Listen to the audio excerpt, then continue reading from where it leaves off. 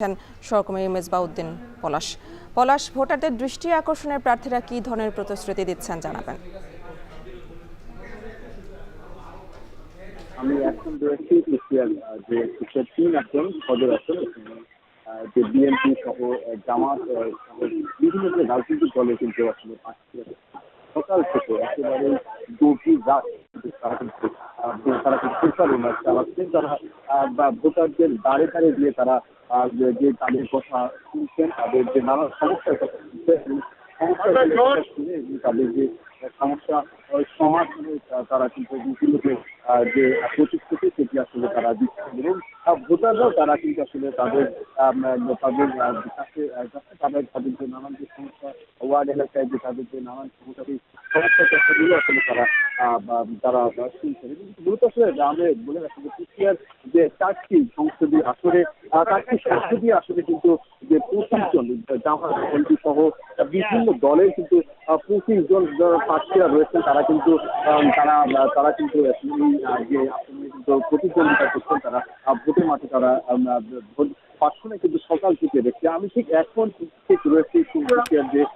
সদর আসনে, সেখানে ইঞ্জিনিয়ার জাকির হোসেন বিএনপি মনোনীত তিনি রয়েছেন। তিনি আসলে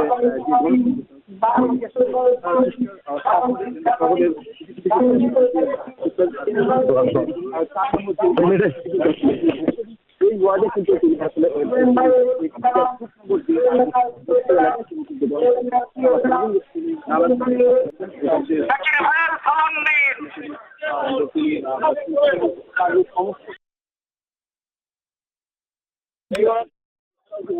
দলের যারা পাশে তারা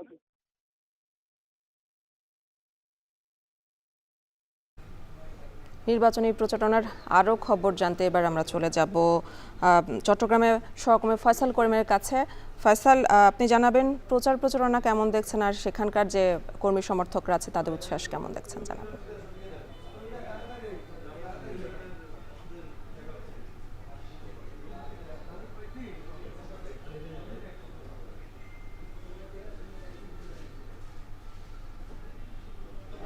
বক্সিরবিট এলাকায় এখানে প্রতিদ্বন্দ্বিতা করছেন বিএনপির মনোনীত প্রার্থী আবু সুফিয়ান এবং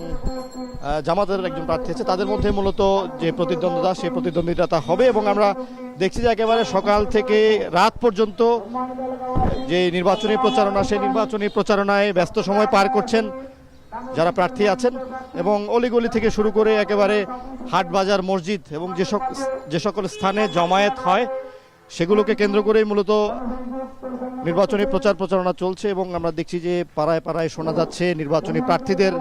যে মাইকের আওয়াজ এবং বিভিন্ন সমাবেশ কিন্তু পথে পথে করছেন প্রার্থীরা। আমরা দেখেছি যে আজকে সকাল থেকে বিভিন্ন দলের প্রার্থীরা একেবারে সকাল থেকে মাঠে নেমেছেন, কেউ নেমেছেন সকাল 9টা থেকে, কেউ বা সকাল 10টা থেকে শুরু করবেন এবং চট্টগ্রামে বিভিন্ন আসন যেগুলো রয়েছে সেগুলোতে আসলে সবগুলোতেই আমরা দেখছি যে যেগুলো শহর কেন্দ্রিক আসন সেগুলোতে মূলত জলাবদ্ধতা, মশা, বর্জ্য এবং যানজটের যেই সমস্যা সেগুলো কিন্তু তুলে ধরছেন প্রার্থীরা। বিশেষ করে চট্টগ্রামের এই স্থানটি যেটি বক্সিরবিট বা খাতুনগঞ্জ, সেই স্থানটিতে আসলে আমরা যেটি দেখি যে দীর্ঘ সময় ধরে এটি ব্যবসা বাণিজ্যের প্রাণকেন্দ্র এবং বাংলাদেশের বৃহৎ পাইকারি বাজার হলেও এখানে আসলে যানজটের একটি সমস্যা রয়েছে এবং এইখানে অবকাঠামোগত সংকট রয়েছে এবং যারা এখানে ব্যবসা করেন তারা কিন্তু দীর্ঘদিন জলাবদ্ধতার সমস্যায় পড়েন এবং প্রচুর পণ্য কিন্তু প্রতি বছর নষ্ট হয়। তো সেই সব বিষয় কিন্তু এখানে প্রার্থীরা যারা ব্যবসায়ী আছেন বা ব্যবসা প্রতিষ্ঠান আছে তাদের কাছে তুলে ধরছেন এবং এই এলাকাটিতে যে সকল সমস্যাগুলো আছে, বিশেষ করে যানজটের পাশাপাশি জলাবদ্ধতার পাশাপাশি মশা এবং স্থানীয় যারা বাসিন্দা আছেন তাদের আসলে বসবাস বা জীবনযাত্রার মান উন্নয়নের জন্য যেই সমস্যাগুলো, সেই সমস্যাগুলো সমাধানের চেষ্টা তারা করবেন বলে প্রতিশ্রুতি দিচ্ছেন। পাশাপাশি